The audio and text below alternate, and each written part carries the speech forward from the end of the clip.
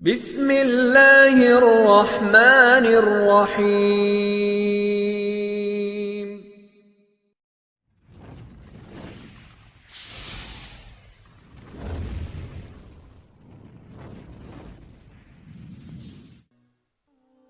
السلام علیکم دوستو،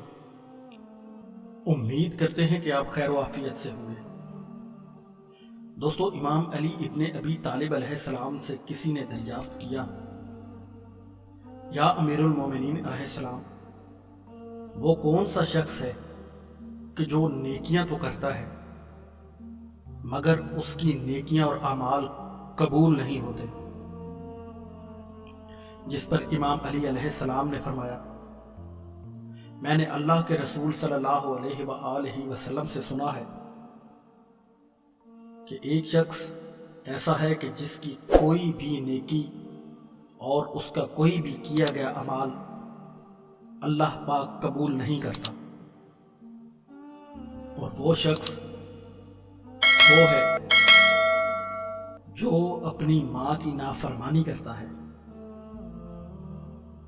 جو اپنی ماں کی بے حرمتی کرتا ہے،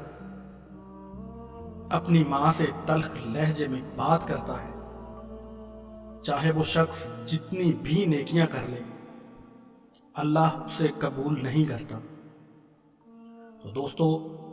اگر ہم اپنی دنیا و آخرت کو سنوارنا چاہتے ہیں اور اپنی نیکیوں کا اجر اللہ پاک کے حضور چاہتے ہیں تو ہمیں اپنے والدین کی خدمت کرنی چاہیے اور اپنے والدین کا فرما بردار بننا چاہیے۔